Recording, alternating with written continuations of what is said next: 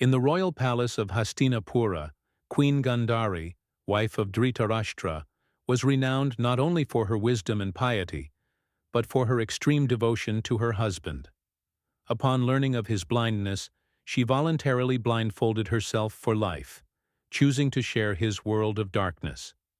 Despite her sacrifice, fate tested her further when she remained childless for a long time, even as Kunti, the wife of her brother-in-law Pandu, began bearing sons.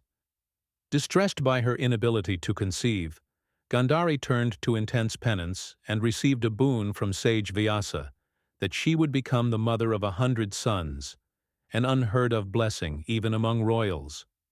However, her joy soon turned to confusion. Months passed, and she showed no signs of delivering a child. Finally, after nearly 2 years, she gave birth not to a child, but to a mass of lifeless flesh, cold and inert. Distraught, Gandhari called upon Vyasa once again. The sage, calm and powerful, instructed that the lump be divided into 100 equal parts, and each piece placed in a pot filled with ghee, to be kept sealed and undisturbed.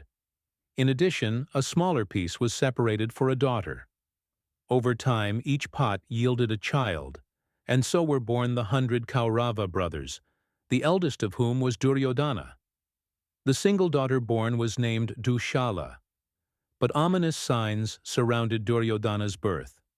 On the day he was born, the skies darkened, jackals howled, and ill omens spread through the kingdom. The wise Bhishma and Vidura noticed the unnatural disturbances and feared the birth signified the beginning of calamity. Vidura even advised Dhritarashtra to abandon the child, but paternal love clouded his judgment, and Duryodhana was accepted as heir. As Duryodhana and his brothers grew, so did their jealousy and hatred toward the Pandavas.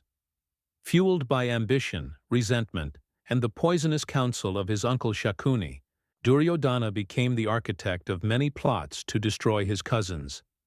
Unknown to many, there existed a prophecy tied to his birth, one that would eventually shape the final battle of Kurukshetra. As the Kauravas matured, Sage Vyasa once again prophesied that the destruction of the Kaurava lineage was inevitable, and that Duryodhana, despite his strength and valor, would meet a painful end. It is said that as war approached, Duryodhana's body was hardened by Gandhari's spiritual powers when she removed her blindfold for the first and only time and looked upon him. Every part of his body turned impenetrable, except the thighs, which he had modestly covered out of shame, and which remained vulnerable. But the prophecy had another layer. An iron ball, formed by the remains of a cursed mace, or by the residue of a celestial metal, was prophesied to play a key role in bringing down the Kauravas. As per some traditions, Gandhari dreamt of an iron ball, a vision that symbolized destruction.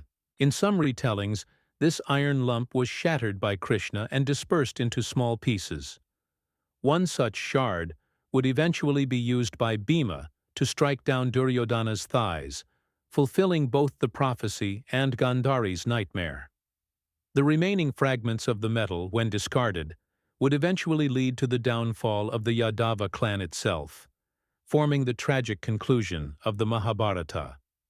Thus, from the mysterious mass of flesh to the iron ball of fate, Gandhari's womb not only birthed 100 sons, but also seeded the destruction of an entire generation.